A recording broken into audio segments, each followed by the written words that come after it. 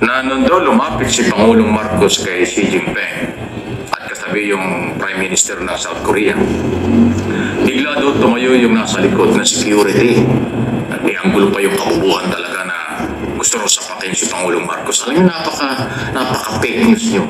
Hindi ba niyo alam na yung mama na katabi ni Xi Jinping, yun yung Finance Minister. Yan yung Finance Minister, Ministry of Finance ng China. Yan yung counterpart ni Senador ni Secretary Recto. Hindi yung security, hindi yung bodyguard. Kayo naman talaga.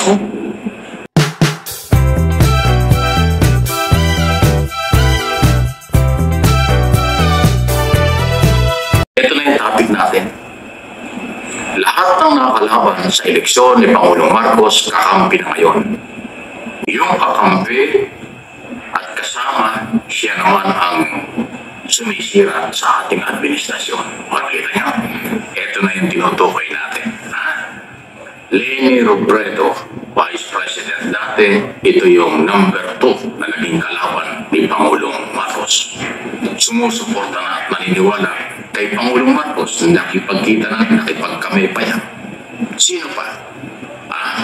Siyempre, Senator Ping Lacson, tumakbo rin senador. Ngayon, kaalyado na. Nagbabalik pa ang chairman ng Blue Ribbon Committee. Kasama yan sa kalaban ni Pangulong Marcos noong 2022. Senator Manny Pacquiao, nagkita ng isang araw dyan sa Araneta Coliseum doon sa boxing dahil lumaban at nanalo yung anak ni Manny Pacquiao. Tuwang-tuwa, ang ganda ng banding between Pacquiao at Pangulong Marcos. Ayaw ko napakita kasi baka maka-copyright, wala ako doon eh. Pero nakita-kita, alam naman yan, nakita natin yung public yan. At sino pa itong isa? So, Leni, Lacson, Pacquiao, ang pinakahuli, Isko Moreno. Natumakbo rin presidente. So, lahat yan. Leni, Lacson, Pacquiao, Isko Moreno, lahat yan ay kalaban sa presidential election ni Pangulong Marcos. Ngayon ay kakampi na. Ngayon ay naniniwala na sila at sumusuporta kay Pangulong Marcos. Ang katotohanan sa kakabaligtarang pangyayari dahil ambisyosa, nagmamadali, hindi ko alam kung anong baka may lakad, ay itong si Sara Duterte na naging Vice President dahil katay-up ni Pangulong Marcos. Sinuportahan ng Marcos loyalist, sinuportahan ng maraming Pilipino dahil kakampi siya ni Pangulong Marcos noong 2022. Pero nung hindi maibigay at naging kontrobersyal ang kanyang pera sa Office of the Vice President, humiwalay at naging kritiko until now, lumalala. So yan po yung nangyari. Yung kakampi na dapat ay kumampi kay Pangulong Marcos at nakinabang kay Pangulong Marcos at sa mga butanteng Pilipinong Marcos loyalist, yan ngayon ang naninira ang mga Duterte sa administrasyon. Kaya kakaunti sila.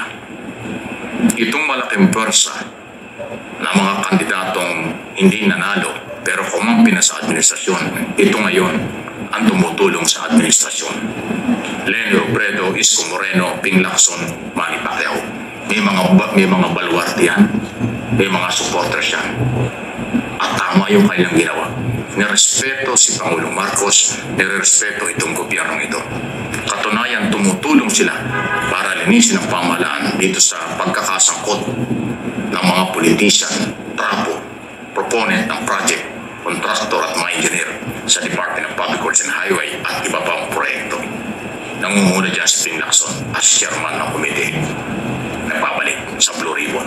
So ayun, magandang balita po ito. Kaya yung business community at matitinong Pilipino tumutulong sa gobyerno. Dahil yung totoong kalaban sa eleksyon, hindi na kalaban ngayon. Kakampi na, sumusuporta pa. Inuulit ko. Yung dating kakampi ang mapanira at sumisira ngayon. Kaya kakaunti sila. Vlogger lang nila ang maingay. Pero yung kanilang followers, supporters, wala, kakaunti yan. May kakaintindihan naman dito, magkakasubukan na naman sa November 30. Kasi yung tindig Pinoy, lihitimong mamamayan, at tama lang na manaw panawagan tungkol sa laban sa korupsyon ay babalik sa kalye para magprotesta. Ito yung grupo nagrally doon sa EDSA Shrine Power Monument noong September 21 at saka yung sa Luneta na marginalized sector na tumutulig sa korupsyon. Okay lang yun. Na gusto yata sabayan ng anti-Marcos Duterte supporters. So tingnan natin, yan ay sa November 30. Kaya po magandang balita ito. Okay, ano po yung masasabi dyan? Sa pagsuporta ng mga dating kalawan sa gobyerno at yun naman hong kaalyado na siyang mapanirang grupo ngayon sa administrasyon. Any comment? Malaya po kayo. Samantala, ito hong pagharap, pakikipagkamay ni Pangulong Marcos Jr. dun sa APEC Summit ay Chinese President Xi Jinping, inaangguluhan ng mga anti-Marcos ng kabaliktaran. Pero ang katotohanan, protocol ito, pagrespeto, pero hindi ibibigay ng gobyerno ang West Philippine Sea. Respeto lang yan dahil international conference, pero hindi ito pagsuko. Kaya correct ko lang kayo, ay correct kasi natatawa ko doon sa ibang mga nag-vlog na nung daw lumapit si Pangulong Marcos kay Xi Jinping at kasabi yung Prime Minister ng South Korea, bigla daw tumayo yung nasa likod na security. At may anggulo pa yung kabubuhan talaga na gusto raw sapakin si Pangulong Marcos. Alam niyo, napaka-fake news niyo. Hindi ba niyo alam na yung mama na katabi ni Xi Jinping, yun yung Finance Minister. Yan yung Finance Minister, Ministry of Finance ng China. Yan yung counterpart ni Senador ni Secretary Recto. Hindi yung security, hindi yung bodyguard. Kayo naman talaga, oh. Foreign, Ministry of Foreign, ng Finance Minister ng China. So, lumapit yun habang kinakabayan ni Pangulong Marcos si President Xi Jinping dahil protocol sa kanila. Siguro nakikinig siya kung ano yung pag-uusapan ng dalawa. Hindi yung bodyguard at walang masamang intention yun. Hindi ko pinagtatanggol ang China. Kino-correct ko lang sa inyo yung protocol. Lumapit ng Pangulo para kamaya si Xi Jinping. Lumapit yung kanyang minister para makinig sa usapan. Yun lang yun. Walang masamang plano yun. Grabe itong mga mapanirang grupo. No? Ang bababaw ng katuwiran, hindi naman alam. Pag may time, mag-research naman kayo. Niloloko niyo mga Pilipino eh.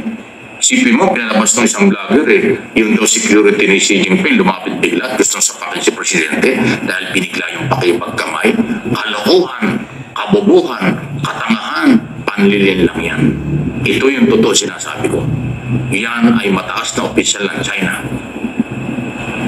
na nakatabi ni Xi Jinping. Hindi yan security.